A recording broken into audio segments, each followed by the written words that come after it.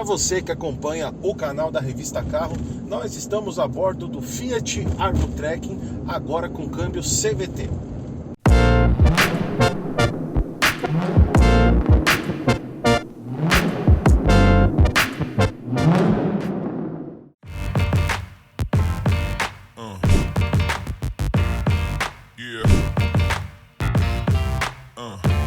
O Fiat Argo Trekking é o que se costumou chamar de aventureiro urbano, né?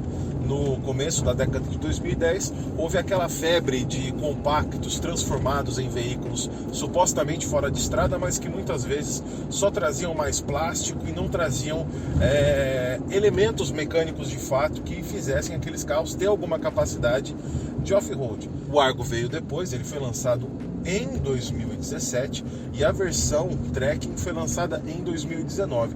Na época todo mundo se perguntava qual que era a função, né, dessa versão Trekking, porque já estava em desuso, né, o conceito de aventureiro urbano. Praticamente todos os outros, né, veículos da época saíram de linha, né, ficaram muito poucos, né. E o Trekking veio, né, atemporalmente, mas ele tinha qualidades suficientes para se sustentar. O principal desse veículo aqui é que ele realmente tem uma suspensão diferenciada. Ele é mais apropriado para transpor imperfeições do solo do que um Argo comum, né? Ele tem uma suspensão elevada, né, em relação ao modelo normal. Ele tem pneus de uso misto, mas a combinação entre esse ajuste de suspensão e o pneu de uso misto, que é um pouco mais borrachudo, fizeram dele não um carro apropriado para fora de estrada, mas sim um veículo mais apropriado para o uso urbano em casos como aqui da metrópole de São Paulo, que tem um asfalto muito acidentado. Parece que com o Argo Trekking a Fiat teve a intenção mesmo de fazer um carro para um uso em asfalto pós-apocalíptico, que é como a gente tem aqui em São Paulo, né? Cheio de desníveis, cheio de buracos, emendas e tudo mais, né? É quase como se não tivesse a intenção mesmo de ser off-road, mas sim de ser adequado para vias urbanas como a gente conhece de verdade. E agora, com a adição do câmbio CVT, a característica do Argo Trekking ser adequado para as vias urbanas ficou ainda mais acentuada. O que a gente tem aqui no trem de força é o mesmo da estrada, do Pulse e também do Cronos. Trata-se aqui de um motor 1.3 Firefly, aquele 4 cilindros e 8 válvulas, de 107 cavalos no etanol e 98 na gasolina, 13,7 kgf de torque no etanol e 13,2 na gasolina. Perdeu-se um pouco com a recalibração desse motor para as novas normas de emissões, então ele perdeu um pouquinho de força em cada um dos combustíveis, né? Mas com o câmbio CVT dificilmente você sente essa perda de força, né? Ele parece muito com o 1.3 no ajuste anterior. Você não tem essa diferença tão dramática, tão brutal assim. Os números do Inmetro foram um pouco diferentes daqueles que a gente encontrou no teste da revista. A gente encontrou 7,2 km por litro com etanol em perímetro urbano e 11,8 km por litro em uso rodoviário, isso com etanol. Só que se você tirar a média entre esses dois valores, vai dar 9,5 km por litro, que é a mesma média dos números do Inmetro. Uma coisa interessante de se observar. Em relação ao comportamento do CVT, antigamente, né, os veículos que vinham com CVT, eles tendiam a acelerar muito rápido, né, em retomada, ou então dar aquela lixada até 5.000 rotações e não acontecer nada, não ir para a roda essa rotação, né? Tem um comportamento aí que o pessoal fala de enceradeira, aquela coisa toda. Não é mais o caso. Os CVTs hoje estão bem mais acertados, pelo menos para o gosto, né, do brasileiro, né, que gosta de sair pisando de uma vez.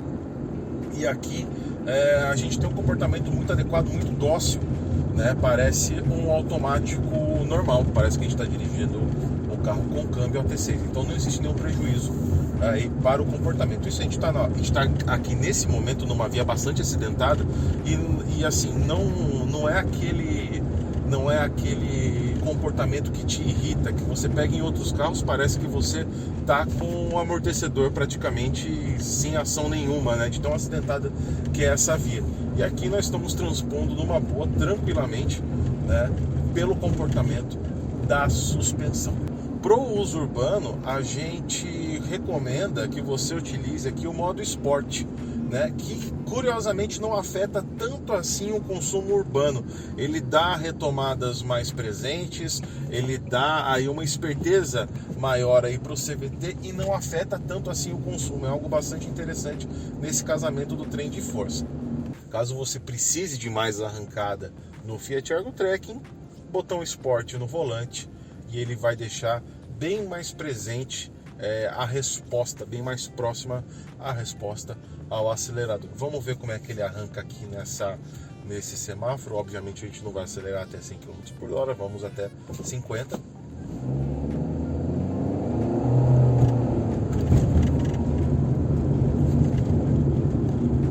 Totalmente adequado para o uso urbano, não precisa de mais que isso, principalmente se você não vai andar com o carro cheio, lotado o tempo todo, né? Ele também transpõe muito bem em ladeiras e tudo mais com o botão Sport ligado. Se você tiver numa situação de relevo sem o botão Sport, talvez você sinta um delay, né? Ele demore um pouquinho para responder, principalmente no uso com gasolina, tá? Que ele deixa, né, menos torque presente, até o pico de torque é diferente com gasolina em rotação, né? Então, né, o botão Sport aqui vai resolver esse problema no caso.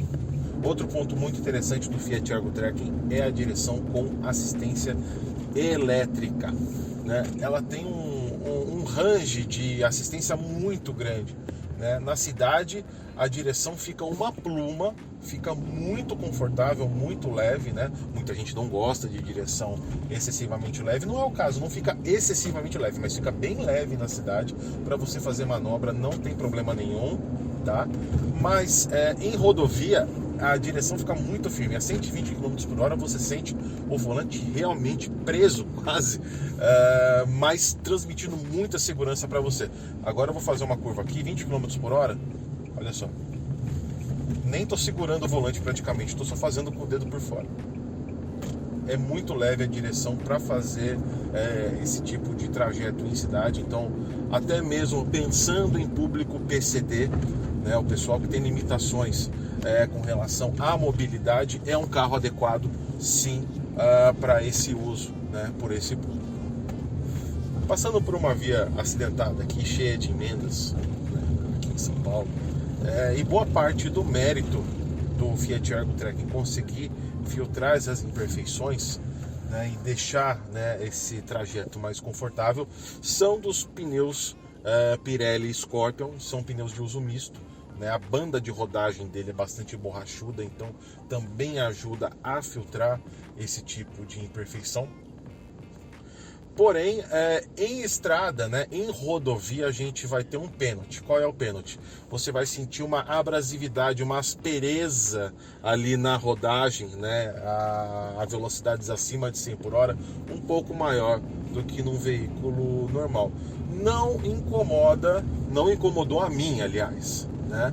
Para alguns, talvez um nível de ruído aumente e irrite de alguma forma, mas pelo menos para nossa redação, para mim e para o pessoal aqui da revista Carro, não incomodou. O desenho do Fiat Argo, né, aqui no interior continua atemporal, né? É um painel muito bonito, porém a qualidade do acabamento está pecando um pouco. Esse veículo ele possui o opcional de chave presencial e tem uma rebarba bem aqui no botão de partida. Isso é um negócio bastante incômodo, porque você acaba se lembrando o tempo todo, toda vez que vai ligar o carro, você lembra dessa rebarba, e é algo que não é uma sensação boa. E lembrando aqui, nós estamos falando de uma versão que é a topo de linha do Argo e custa R$ 96.990. É um dos automáticos mais baratos do Brasil. Mesmo assim, porém não é legal ter essa rebarba justamente aqui e também em outros pontos aqui do painel. Mas mantém-se aí características muito boas do Argo, como por exemplo o computador de bordo, que é ótimo, né? Presente também em outros veículos da linha Argo, até mesmo no Mobi, né? Então é um ponto muito positivo. E também o multimídia e o Connect também responde super bem, né? Os comandos aqui todos muito à mão, né? O ar-condicionado também opcional, o ar-condicionado com comando digital é opcional nesse veículo. E com os opcionais mais a pintura metálica, o valor aí do veículo começa a chegar próximo de R$102 mil. Mas você pode pensar, puxa vida, por R$102 mil, o Argo Trekking começa a chegar próximo do Pulse. E realmente está certo, o Pulse vai sair por volta de R$105, R$106 mil, com esse mesmo trem de força. Porém, o Pulse de entrada com o CVT não tem sensor de estacionamento, não tem câmera de ré e também não tem um ar-condicionado digital, né, que pelo valor do opcional vem no Argo Trekking. Enfim, o Argo Trekking parece que ele foi pensado nos mínimos detalhes para o uso urbano, e se você precisa de um veículo para transpor essas vias que a gente tem aqui, por exemplo, na grande São Paulo, que são muito acidentadas, nós recomendamos o Argo Trekking porque ele parece ser feito para isso. Gostou desse vídeo? Então continue nos acompanhando aqui no canal da Revista Carro no YouTube. Inscreva-se, compartilhe com os seus amigos e, para saber mais sobre o mundo automotivo, revistacarro.com.br. Até a próxima!